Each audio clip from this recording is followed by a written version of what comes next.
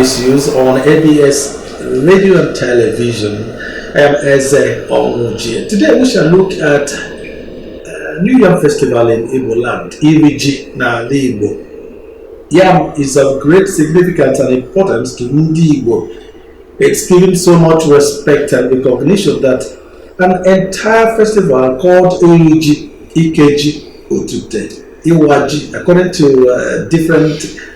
dialects, is dedicated to it. Also, the New Yam Festival represents an assurance of the reward of hard work. And this is program today. We shall explore more significance and importance of Yam and New Yam Festival. And we have in the studio High Chief Amobi Anaga. I will say to Aka Job for Zajana Machanamato. Okay, I say no ABS. Thank you.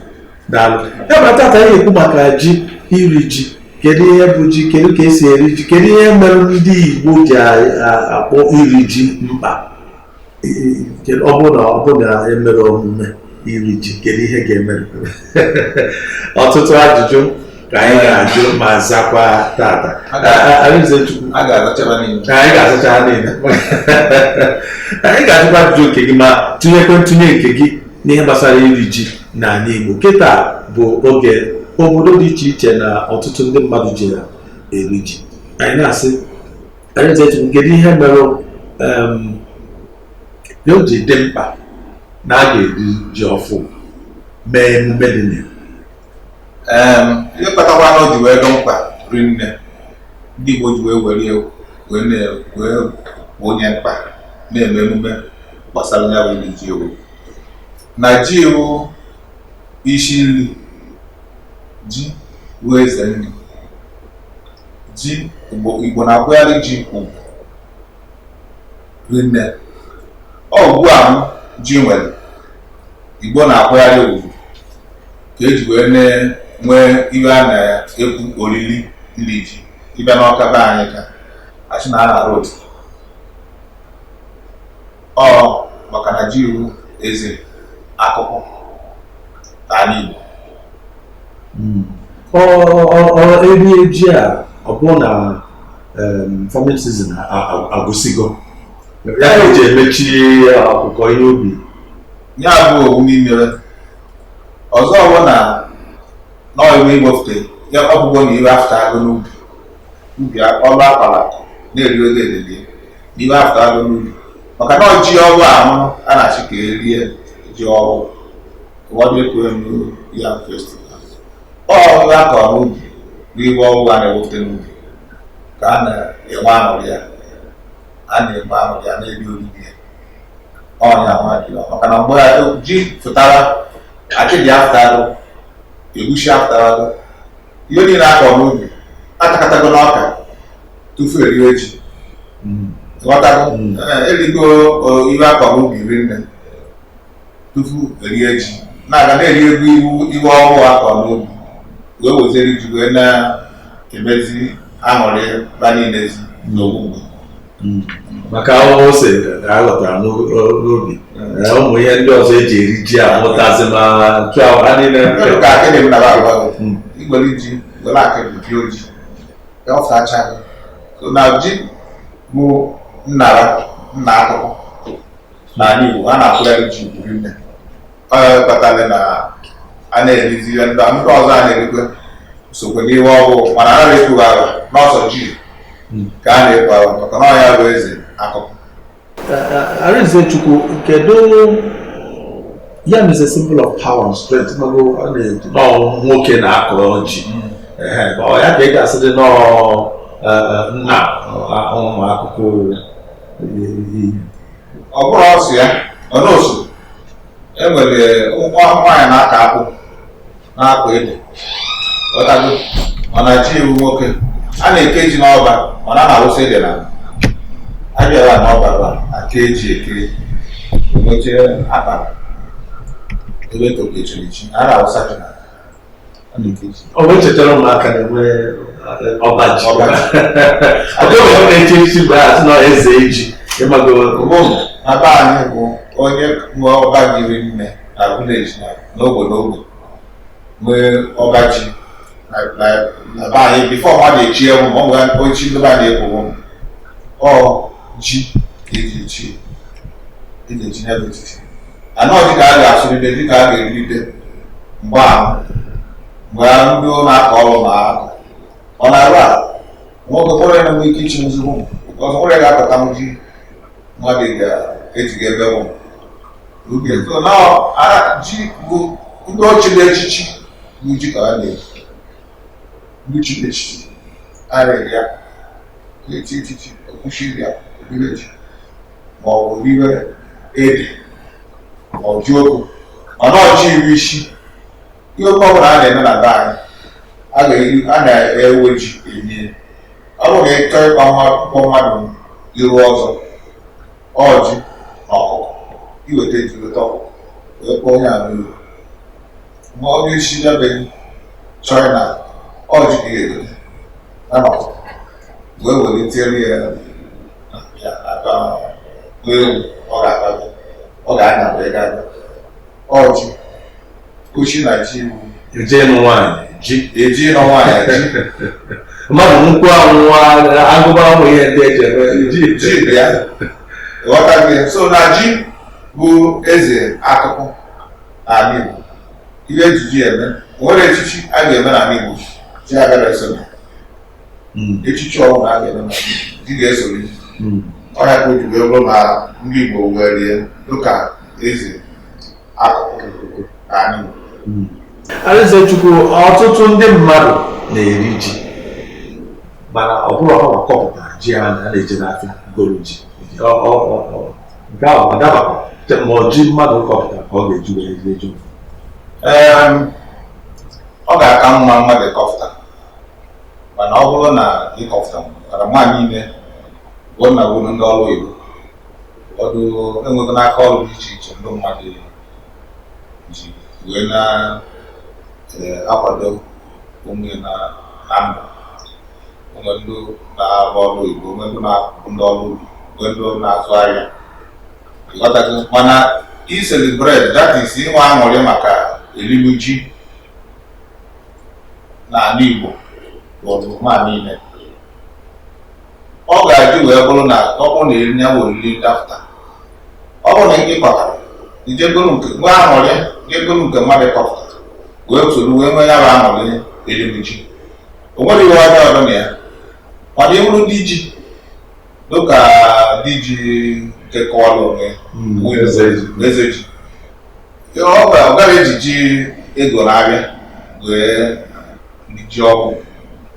dịbụ ụlọ dịka ndị echiri echichi oge ya na-eko onege na be anyị na ị ga-eme na kọmpaụnd onege ka onye nke na-ekwu ka onwere gọọmenti si ga-enye aka maka ime ka ịkọ ji wee duo ebe o nwere mashin enwe ike iweta m na-eme dịsa ogwonege ebe a o nwere mashin na-aga edril a gbuo ala mma butu ya n'aka onye aka maka ndị na-akọ ji ogwonege mashin ahụ gbuo ala wee wee ahịa wee tie mana uwe kọọ o mee ka na nwee ike idu ụlọ jiji ga-aba ghọtago n'oge onye echichi ọbụla n'ala Igbo echiri ọzọ onye mere aja onye nwegolo echichi ogolo dị mkpa n'obodo ochi na ọ ga-eji bie wekọfụta ji o ji ga-eme eriri ji festival ndị ji ọhụụ onye ahụ kwesịrị inye na ndị nke ebe ahụ kwesịrị na iweta gbaa aja wee kọọ ji na ọ na-eri ụfọdụ ga-achịta akpa wee gbaa aja n'obodo na azụ ụlọ gị ma iru gị wee kọọ ji nke ahụ na-okporo ụzọ bụ ebe mmadụ nwere ike iji wee kpata ya bụ ji abụọ nke a ga-aga emeche ije obere sụọ obere ọrịa kọwa mkpụrụ ihe niile eweta agba aja na akpa esu eche ji ọbịa na-egburu were eme ka ahịa na-eru na ịka niile ọsọsọ ike ahụ ọ na-akpata ahịa ga-ebe igbo nke ruchekwu onwe ike ịbụ na oke ọrụ adọzịa ịgọtire na akọwa so na ụzọ esiga anya ya bụ ọrụ ọdịizi adụgo ndị oyibo ewetego nke a na-ekwu mekanize farming ndị ahụ niile traktọ na akọ gote machine akọ ọ gọọmenti igotezi ya ibe ndị mmadụ ọrụ ugbo a na-aha ya otu obere ego gọọmenti a na-emete ka o wee nye aka ka e wee kọpụta ya nwere ime mme. Anyị na-ekwu maka iri ji,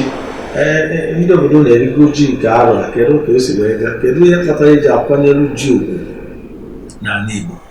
Anyị na High Chief Amoga nara ma ọ bụ Akaji Ofeze Ajara machara na-atọ ebe a. Arizechukwu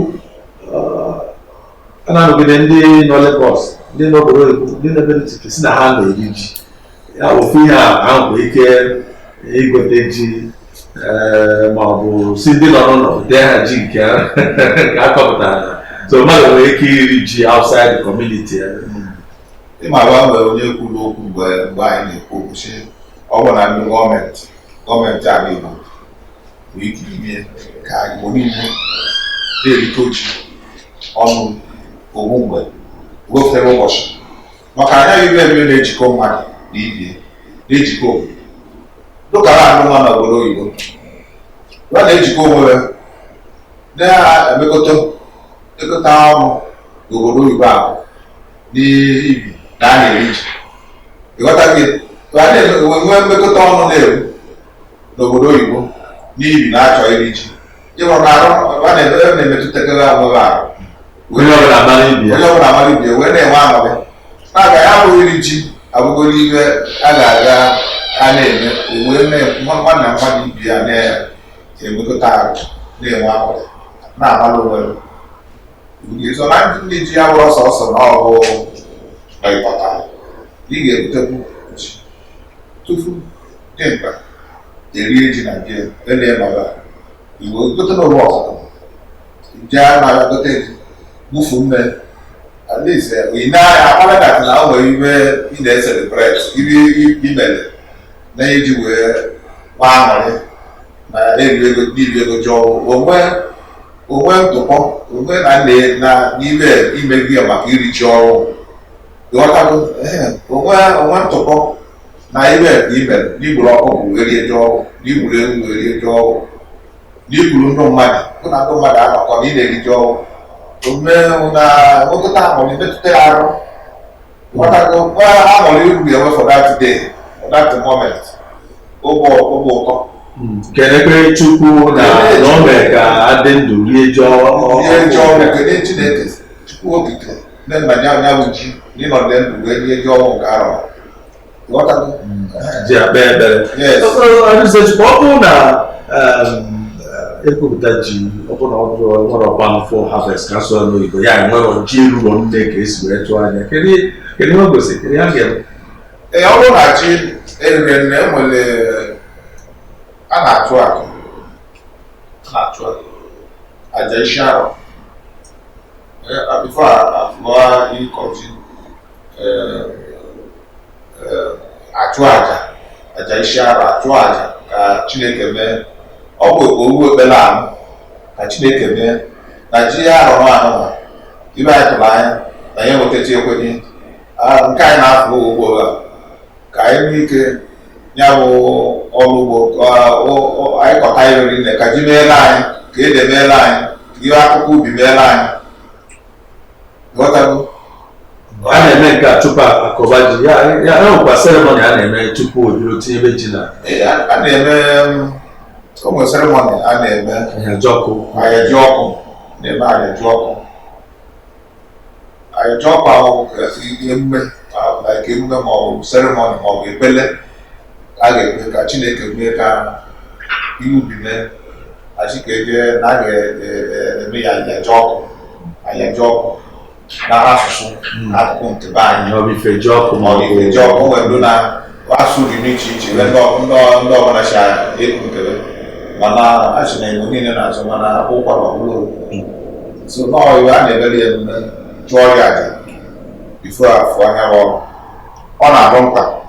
anyị na-emekwu ya kwa arọ o nwere emekọta achị na ahịa eme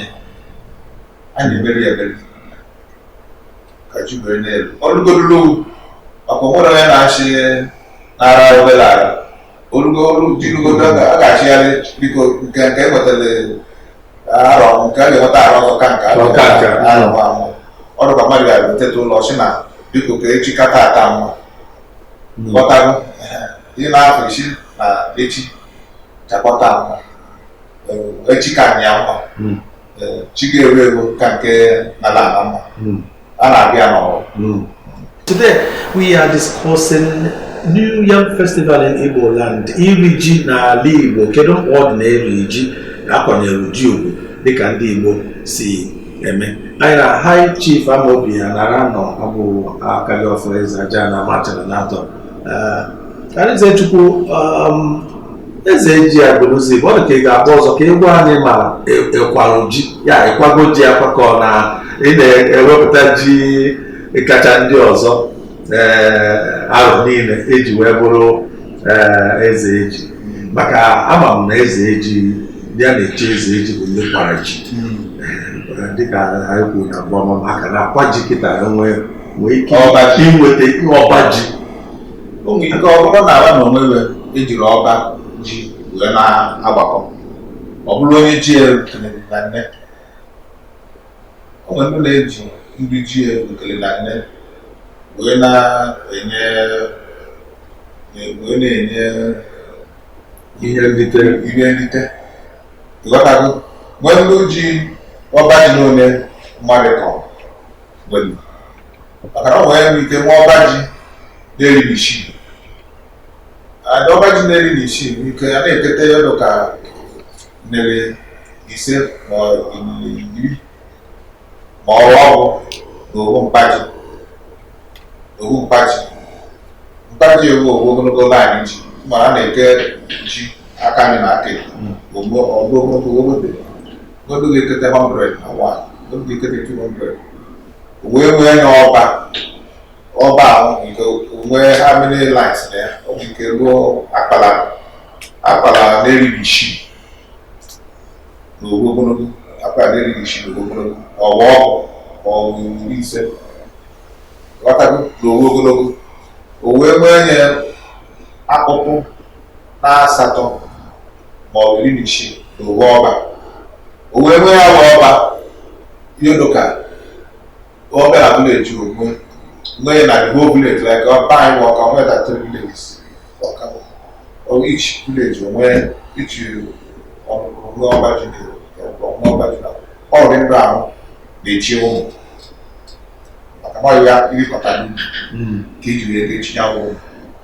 n'ọka niile sọ ọka nwaanyị na-agbachigolie si nso ụwa maka ọdụrọ mfe Eze Chukwu o nwere ofu ihe ndị igwe na ndị na-eri ji kịta na-eme abịa eme agricultural exhibition igwe ụmụ ahụhụ na-eme ya His Royal Majesty igwe Dr. Joel Egwuọnwụ ọ na-eme ya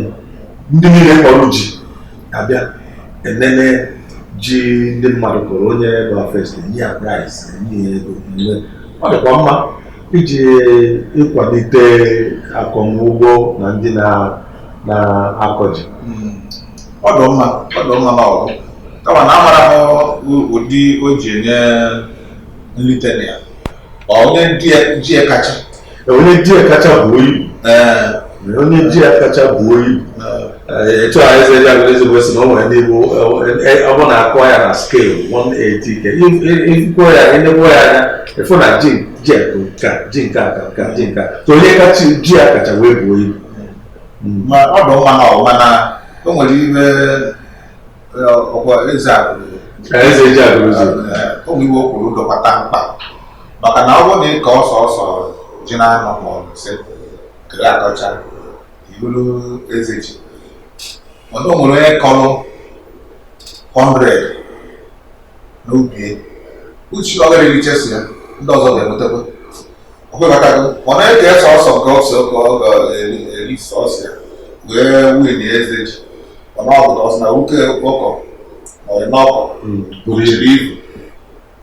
ịhụrụ na ọ nwere ọdụ na onye kọrọ 100 karịrị ichechi oge ekekwere ndị mmadụ erutekwe mmadụ na-ewetara na achịkọrọ ọ ga-eke ọ ga-aka wee ga-enye nkwado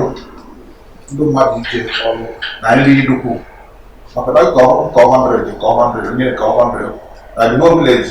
enwe 50 ka 100 ịrọ na ndị ga onye nwekwa ka ọ ga-erekwa ya nwekwa ka ọ ga-ere ere mana onye ka ọsọ si nọ a na-achọ na ọka ka ọsọ si nọ ka nke ebuche ka o wee nwee nrite ịhụrụ o nwere ọdụ na dọọsọ ịkọ sọsọ na maka ọ n'ime 100 a ịkọ ka a ga-esi wee nene nwee nke kacha ibe maka na onye nke anyị na-akwụ ugbu a eze ji ya na a ga-enene n'ubi amara ma onye nke ị na-ekwu ọ na-eji ene n'ubi ọkwa ọ bụ na a ga-edene n'ubi ị gaghị ejeso n'ubi onye ọzọ ndị a bụ asọ n'Igbo real farmers ya bụ real farmers bụ ndị a na-akọ ya dịka 50 ma 100 ọ ndị a na-enye price onye ka ndị ọrụ farmers ka anyị na-akara maka onye nke na-achị na ọ bụrụ real farmer ma ọ bụrụ real farmer ka ọ bụ akọ ya n'ọkọ ụtọ ka e wee buo ibu concentrate na n'ọnụ ọkọ wee ka o wee nwee nrite n'ọrụ real farmers anyị nọ na issues na ABS redio na telivishọn tata anyị na-ekwu maka iri ji n'ala Igbo kedu ihe o ji dị mkpa na ndị Igbo kwanyere ji ugwu kedu ihe eji akwanyere ji ugwu kedu ihe ọ pụtara kedu eme ndị Igbo ji akwanyere ji ugwu na-eme ya ọ bụrụ emume oge arụbeghị ha na-eji ya a na-eri ya a na-eme emume anyị na High Chief Amobi Anara nọ ọ bụ Akajọfọ Ezeajana machara n'atọ anyị ga-enye ndụmọdụ n'ihe gbasara ịkọ ọrụ ubi nakwa eri ji bifo nyere ndụmọdụ ọ dịka onwe ndị na-eri ji tupu obodo ma igwe eribe ji kedu ihe mmadụ ege ji ga-ebu eze obodo ụzọ eri ji nwere ekwesịghị iri ji ọ bụ na aba anyị n'ọrụ ọkọcha ga-erigodo ji ọtọchara ihe ji tufuo nne ọbụla eribe ji maka na ọtọchara nwanna onye ọbụla ya bụkwa onye isi omenala onye tọcha ndụ ndị anyị na-ekwu ọtọcha ọka na-ekwu ọtọchara iri ji tufu iri na eze eribe ji ma ọtọchara ga-ebu ụzọ iri ji ghọtago ọwụ ka ọzọ maka na ọ bụrụ ịfụta ya ga-agọ n'ọjị izizi ị gara abụkpụ na ọtọchago onye tọrọ ọjị ghọtago ya ọ ga-agọgoro n'ọjị ga-agọ ọjị iri ji ọtọchara gara ọ bụrụ na ọtọchara aka agọrọ ọjị iri ji bụ onwe agụrụ ọtọcha ije gọọ ọjị ndị ọtọchara ụzọ wee gọọ ọjị iri ji ọdụgị na-akọpụzi ọjị ọtọchara richa ji igwe eze obodo erie ji onye ọbụla eribe ji ghọtago ọ dị maka anyị nye ndụmọdụ ka anyị wee na ndị mmadụ ndụmọdụ ihe gbasara ịbanye ịkọ ọrụ ugbo mkpa ọrụ ugbo dị maka ọ site ịkọ ọrụ ugbo a ka eji akọpụta ji eburu ibu nke ihe mere bụ na ịkọ ya mgbe o kwesịrị ịkọ ọrụ ịfụ ọrụ o kwesịrị ịfụ ọrụ na-alụchakwa ubi maka na ike ịkọcha anyị lụchaghị alụcha arịa atala ọrụ mmadụ kọrọ ma o nwere iwe mere onye ga-akọ ọrụ ugbo ga-akwado ya akwado mana ọrụ ojiji ọrụ ugbo ọrụ ugbo anaghị amị aka gwala ngwa ị na-eji ọrụ ugbo inwe nke ị na-eme na-enwe nke ị na-eme na-azụ ahịa onye ọrụ ugbo ga-ewefute n'ọrụ ugbo mgbe kama ọ bụrụ ya na-aka igwe ndị ọrụ na-emere ihe maka na ịkọcha ọrụ itulupala ihe ịkọ na n'ihu obere mefutere maka na ọrụ ugbo ya bụrụ ga-echa na ọ ga-eme ọrụ ugbo ga-afọ ọrụ ugbo ga-abụ nkwadobe maka ya ndị eke shọda n'ọfụ mgbe eji afọ ọrụ ugbo nke lụgharịrị ije rụchaa ya ahịa ka ike onye ahụ tere gwara na n'iyi maka ịkọcha itulupala ike onye ahụ tere na n'iyi ọya gọọmenti na onwe ga-enyekwa aka na mashinaris eji akọzi n'ọrụ ugbo na ihe niile eweziri dijital akọcha ndị na-asụ oyibo were mekanizm instruments wee nyere ndị ọrụ ugbo aka gotere tractors gote ihe ike na-etiri ya so that na ọ bụla etinye ihe n'ala ka o mee na-ewetakwa akụrụngwa dịka gọọmenti Anambra steeti na-eweta akụrụngwa nkwụ na akụ oyibo etinye na na-enyere mmadụ aka. Ọ dị ma anyị na-ekele gị High Chief Amobi Anara Akajiọfọ Eze Aja na Amachara na-atọ maka Arinzechukwu daalụ maka ebe nọrọ anyị. Daalụ. Ọ dị mma n'afọ anyị niile nọ na studio nakwa my producer Don Onyenji abụ Eze Ọnwụji ka anyị nwere mgbe ọzọ.